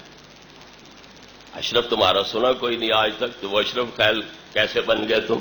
کہا جو تم نے بلایا تھے اشرف سیالوی صاحب، میں ان کے نظریے پر ہوں۔ تیرا ان کے ساتھ کیا تعلق؟ نہیں بھئی، جو توحید انہوں نے بیان کی وہ ٹھیک ہے، ہمارے لوگ زیادتی کرتے ہیں۔ تو جھگڑا نظریے کا ہے، کوئی ذاتی جھگڑا تو نہیں ہے نا۔ آپ دلائل کی زبان استعمال کرو تو لوگ سنیں گے بھی صحیح، غور بھی کریں گے، کچھ سوچنے پر مجبور بھی ہوں گے۔ تو اگر گالی گلوچ پہ آؤ گے تو اس کا رد عمل الٹا شدید ہوگا، وہ مزید پکے ہوتے چلے جائیں گے۔ اس لیے میں اس حق میں بہرحال نہیں ہوں کہ گالی گلوچ والی زبان استعمال کی جائے۔ وہ دور گزر گیا جب آپ گالیاں دے لیتے تھے۔ اب پہلے اپنی حیثیت بھی دیکھو کہ تمہاری حیثیت رہ کیا گئی ہے، دن بدن کتنی پستی میں جا رہے ہو، تمہاری طاقت کتنی ختم ہوتی جا رہی ہے۔ پہلے تو تم 95% بنے ہوئے تھے، اب ذرا گنتی کر کے دیکھو کتنے فیصد ہو۔ حکومتی سطح پر تمہاری پاور کیا ہے، باہر کی جو حکومتیں ہیں ان کے ساتھ تمہارے رابطے کیا ہیں، تو کوئی اپنی حیثیت بھی دیکھو بھی کیا ہے۔ اس لیے وہ گالی گلوچ والا دور تمہارا گزر گیا، جب تم ٹھاٹ سے سٹیجوں پہ گالیوں کی بھرمار کر دیتے تھے اور چوں کوئی نہیں کر سکتا تھا۔ اب ان کے پاس کلاشن کوفے ہیں، وہ فوج کا مقابلہ بھی کرنے کو تیار ہو جاتے ہیں، تو آپ کر سکتے ہو۔ اس لیے یا تو پہلے تیاری کرو، اپنی طاقت منظم کرو، اپنے آپ کو متحد کرو، پھر وہ زبان استعمال کرو۔ اب تم اپنی حیثیت کو دیکھو کہ تمہاری حیثیت رہ کیا گئی ہے۔ حدیث مبارک لو کان عبادی نبی لکان عمر، جبکہ تعدیر الناس میں ہے کہ اگر بالفرض حضور کے بعد کوئی دوسرا نبی آ جائے تو کوئی فرق نہیں پڑتا۔ ان دونوں عبارتوں میں فرق کیا ہوا؟ ایک ہے فرق نہیں پڑتا، ایک ہے فرق بیان کیا جا رہا ہے کہ فرق یہ ہے کہ عمر کی اتنی صلاحیتیں ہیں کہ نبی بن سکتا ہے، پر چونکہ میں خاتم النبیین ہوں لہذا نبی نہیں بن سکتا۔ یہ فرق بیان کیا جا رہا ہے، فرق مٹایا نہیں جا رہا ہے۔ لو کانا فی الارض اس طرح آیت کریمہ ہے لو کان فیہما الا اللہ لفسدتا، لو کان فیہما آلہۃ الا اللہ لفسدتا، اگر اللہ کے علاوہ زمین میں کوئی الہ ہوتے تو زمین آسمان تباہ ہو جاتے۔ اب یہاں اللہ کے علاوہ الہ ہونے کا جواز بیان کیا جا رہا ہے یا نفی کی جا رہی ہے؟ نفی بیان کی جا رہی ہے نا، کہ اگر زمین آسمان میں اللہ کے علاوہ کوئی الہ ہوتا تو زمین آسمان تباہ ہو جاتے، لیکن چونکہ زمین آسمان تباہ نہیں ہوئے لہذا ثابت ہوا کہ اللہ کے علاوہ الہ کوئی نہیں۔ اسی طرح فرمایا کہ لو کان بعدی نبی لکان عمر، اگر میرے بعد کوئی نبی ہو سکتا تو حضرت عمر ہوتے، لیکن چونکہ حضرت عمر نبی نہیں ہے لہذا میرے بعد کوئی نبی نہیں ہے۔ تو یہاں فرق بیان کیا جا رہا ہے کہ میرے بعد نبی نہیں، حضرت عمر تمام تر استعدادوں کے باوجود، اہلیت صلاحیت کے باوجود، نبی کریم علیہ الصلوۃ والتسلیم نے دعا کی پہلے اللہم اعز الاسلام بے عمرو بن ہشام او بے عمر بن الخطاب، اے اللہ یا ابو جہل کے ذریعے اسلام کو ترقی دے یا عمر بن خطاب کے ذریعے۔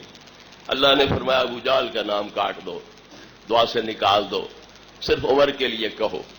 تو نبی کریم علیہ السلام نے عرض کیا اللہم اعز الاسلام بعمر بن الخطاب خاصۃ، اے اللہ اسلام کو عزت عطا فرما، غلبہ عطا فرما حضرت عمر ابن خطاب رضی اللہ عنہ کے ذریعے بالخصوص، یہ دعا فرمائے۔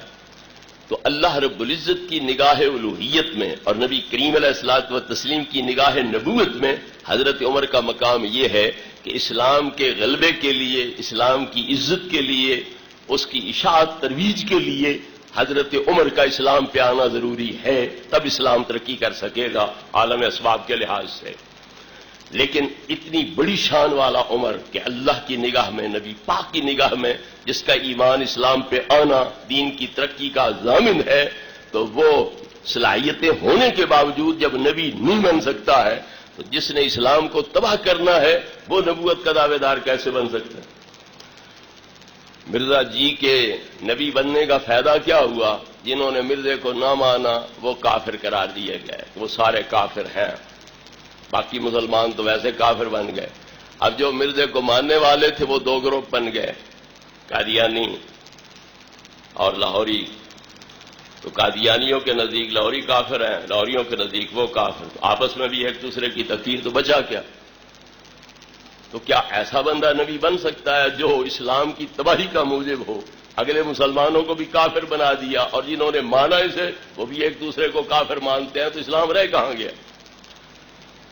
جس عیسیٰ علیہ السلام کے آنے کی نبی کریم علیہ السلام نے بشارت دی ہے تو ان کی آمد پر یہ بھی بتلایا ہے کہ باقی یہودیت، عیسائیت، مجوسیت وغیرہ ہر شے مٹ جائے گی، صرف اور صرف دین اسلام رہے گا، اور تمام دنیا پر اسلام ہی اسلام ہوگا، دوسرا کوئی مذہب نہیں ہوگا۔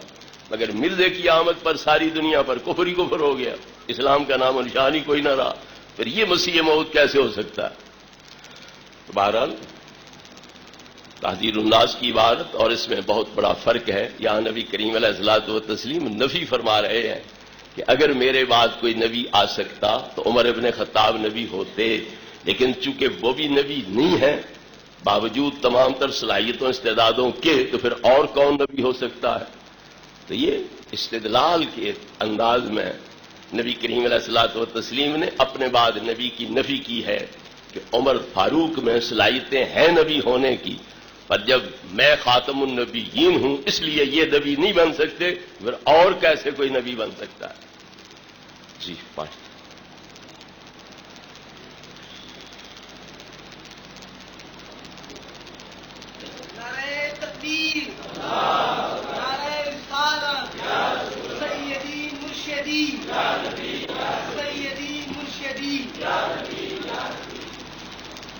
مرزائیوں کا درجہ کافروں، یہودیوں، عیسائیوں سے کم ہے یا زیادہ ہے؟ نیز مرزائی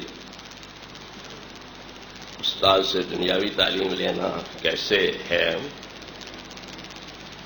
ایک آدمی پہلے مسلمان ہو جائے پھر مرتد ہو جائے تو حکم کیا ہے؟ اسے 3 دن کی مہلت دو، اس کے شکوک شبہات زائل کرو، غائب ہو جائے تو ٹھیک، نہیں تو قتل کر دو۔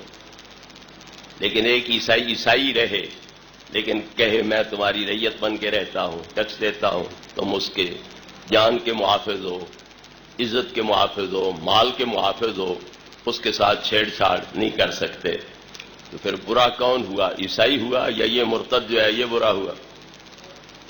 مرتد کا وجود قابل برداشت نہیں، لیکن عیسائی یہودی جو ابتداءً تھا اور وہ رعیت بن کے رہ رہا ہے، اس کا وجود صرف قابل برداشت نہیں بلکہ تم اس کے محافظ ہو۔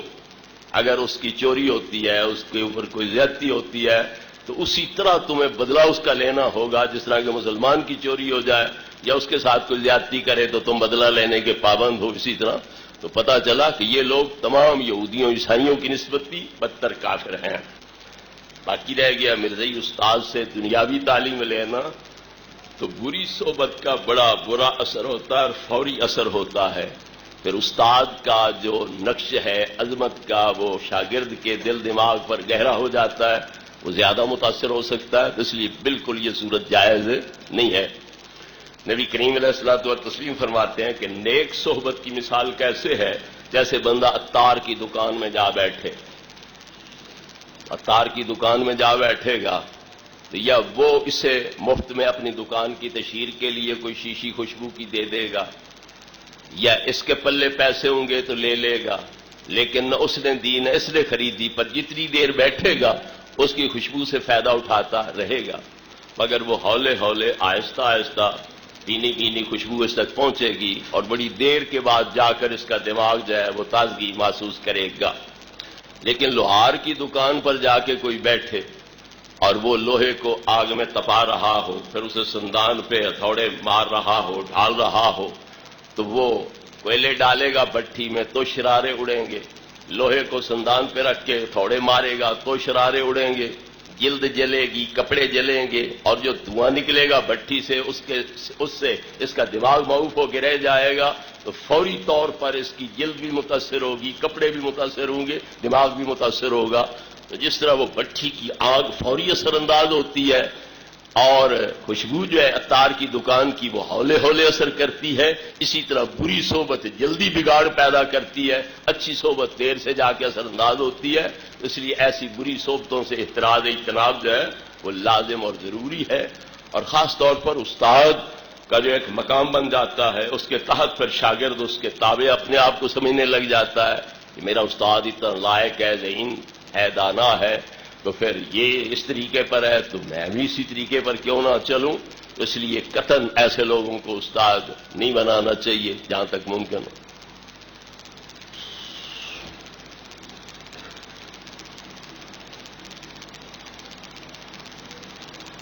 کیا زمین میں حضرت خضر اور حضرت الیاس علیہ السلام حضرت محمد صلی اللہ علیہ وسلم کے امتی کی حیثیت سے زندہ ہیں اور شریعت محمدیہ پر عمل پیرا ہیں؟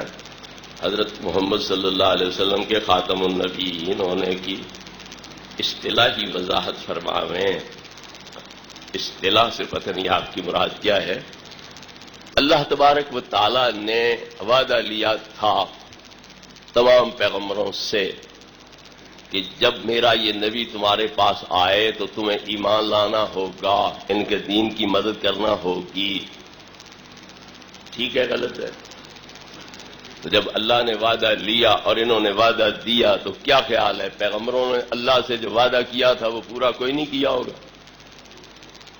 ہمارا تو عقیدہ ہے کہ انہوں نے پورا کیا ہے۔ اگر تمہارا عقیدہ ہے کہ نہیں پورا کیا تو تم خود بتلاؤ کہ نبی ہو اور اللہ کے ساتھ وعدہ کرے اور پورا نہ کرے، پھر نبوت بحال رہی ہے اس کی؟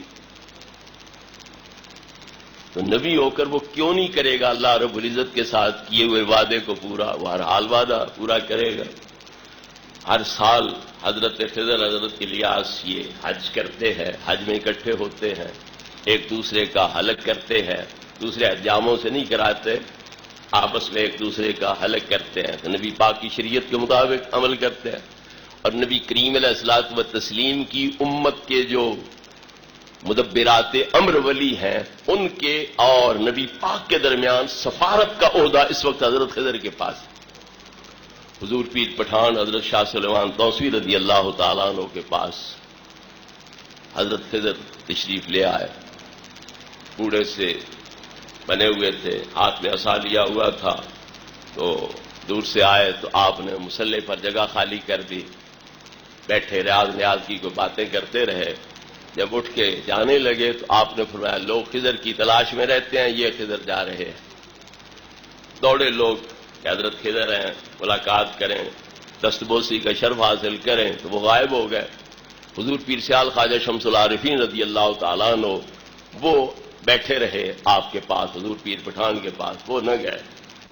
تو آپ نے فرمایا مولوی صاحب باقی سارے گئے ہیں حضرت خضر کی ملاقات کے لیے، زیارت کے لیے، تو تم کیوں نہیں جا رہے ہو؟ تو انہوں نے عرض کی حضور حضرت خضر علیہ السلام چل کے جن کے پاس آ رہے ہیں، میں ان کی بارگاہ کی حاضری چھوڑ کے خضر کے پاس کیوں جاؤں؟ تو آپ اس جواب پہ بڑے خوش ہوئے اور دعا دی کہ اے اللہ میرے سیالاں کو رنگ لائیں۔ 3 مرتبہ آپ نے یہ دعا دی۔ تو حضور خواجہ خضر علیہ السلام جو ہیں وہ اس وقت نبی کریم علیہ السلام اور امت مصطفیٰ کریم علیہ السلام کے جو کارکنان قضاء و قدر ولی ہیں ان کے درمیان سفارت کا فریضہ سر انجام دیتے ہیں۔ آپ پیغام لائے سکھوں کو پنجاب میں آنے کی اجازت ہو جائے۔ آپ نے فرمایا جو اذانیں جماعتیں ہو رہی ہیں یہ بھی ختم ہو جائیں گی، مہربانی کرو یہ قدم نہ اٹھاؤ۔ وہ واپس چلے گئے۔ پھر نبی کریم علیہ الصلوۃ والتسلیم کا لکھا ہوا آرڈر جو ہے وہ لے آئے کہ آپ رضامند ہیں اللہ کی تقدیر پر، فیصلے پر، یہ آپ کا فرمان ہے، لہذا تم بھی رضامند ہو جاؤ۔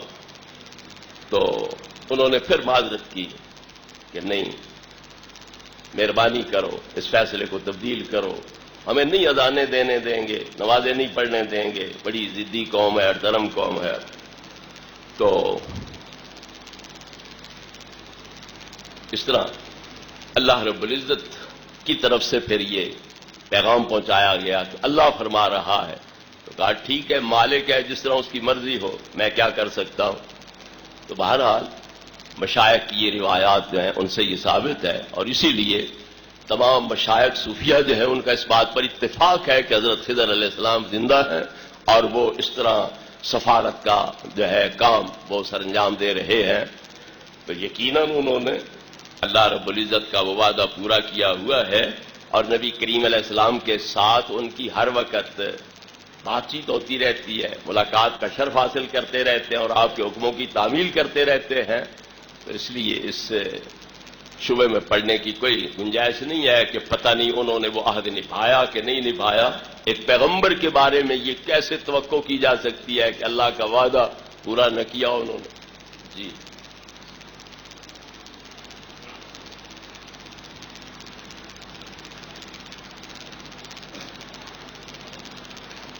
کاروبار کے لیے باہر جانے کی خاطر اپنے آپ کو مرزائی ظاہر کرتا ہے، اس کے بارے میں کیا حکم ہے؟ اگر کوئی آدمی اپنے آپ کو کہے کہ میں سکھ ہوں، ہندو ہوں، تو پھر اس کی زبان پر ہی اعتبار کیا جائے گا نا۔ تو وہ اب پہلے مسلمان تھا، اپنے آپ کو اب وہ ہندو کہہ رہا ہے، سکھ کہہ رہا ہے، تو گویا اسلام سے برگشتہ ہو گیا، مرتدوں کے حکم میں ہو گیا۔ یہ بھی جو اپنے آپ کو مرزائی ظاہر کر رہا ہے یہ مرتدوں کے حکم میں ہے۔ اور جو مال کمانے کی خاطر یہ قربانی دے رہا ہے کہ مرزائی بن رہا ہے، تو پھر دنیا اس کے نزدیک مقدم ہوئی، ایمان کی تو اہمیت کوئی نہ ہوئی۔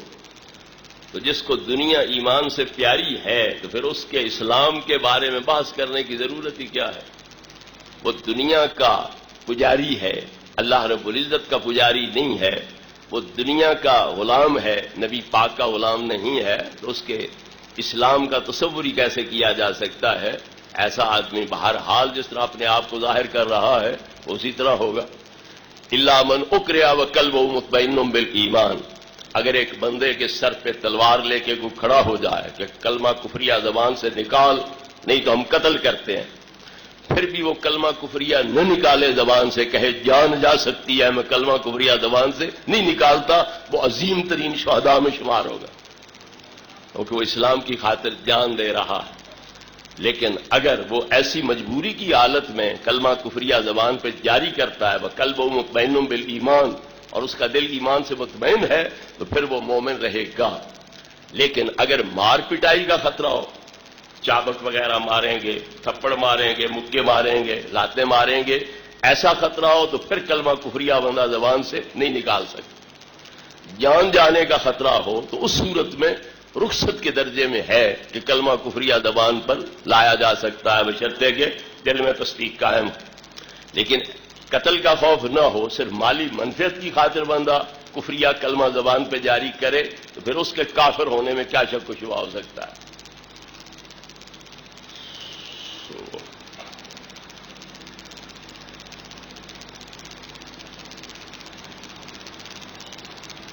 آپ کو اس کورس کا کیا فائدہ ہے؟ اگر کوئی آمدی آپ کے مسلک میں شامل ہوا ہے تو یہاں اس کو کھڑا کر کے دکھائیں.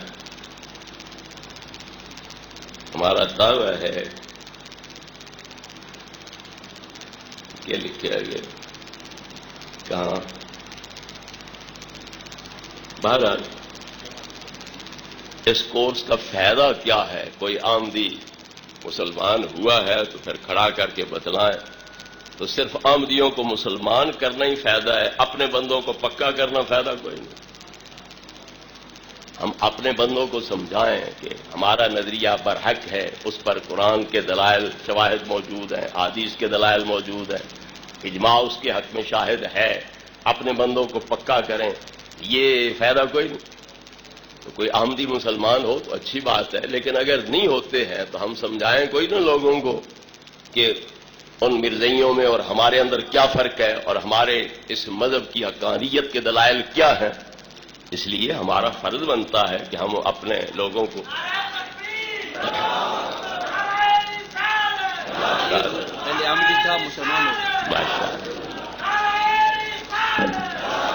چلو زیارت بھی کر لو، عملی فائدہ بھی سامنے ماشاءاللہ آگے ہے.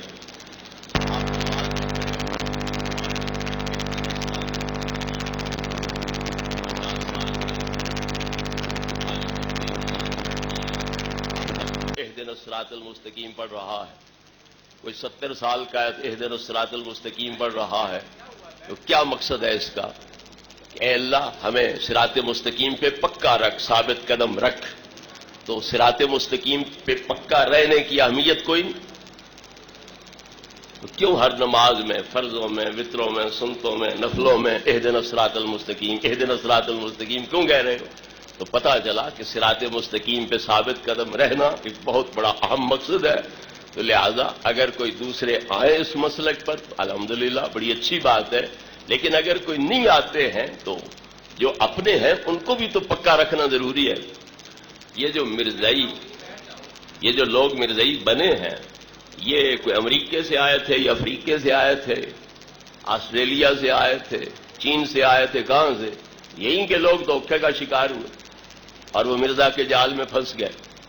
تو لہذا ہم یہ کوشش کوئی نہ کریں کہ ان کے جال میں کوئی نہ پھنسے، ادھر کوئی نہ جائے. تو ایک بہت بڑی یہ بھی سعادت ہوگی ہمارے لیے کہ ہماری کوشش سے نوجوان نسل جو ہے وہ بچ جائے، ان کے جال میں پھنسنے سے، کافر مرتد بننے سے بچ جائے. تو یہ ایک بہت بڑی ہمارے لیے سعادت ہوگی اور خوشی کا باعث ہو. جی کتنا سٹا کے دے. کیا یہ ممکن ہے کہ اہل سنت والجماعت ایک پلیٹ فارم پر متحد ہو سکتے ہیں؟ بالکل ممکن ہے اور انشاءاللہ بالفعل ہوگا، پر عیسیٰ علیہ السلام کے دور میں.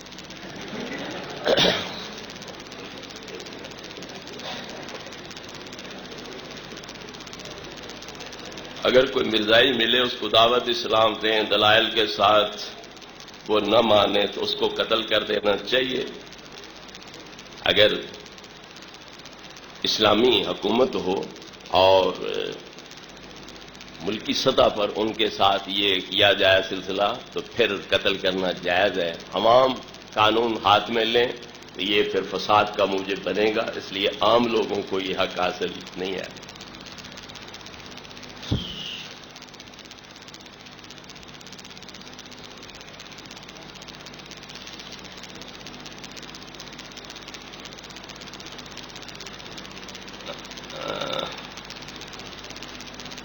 آپ خود سے الجیو یا کسی ایسی جگہ جہاں آپ کے شاگرد موجود ہوں وہاں منعقد کر لیا کریں.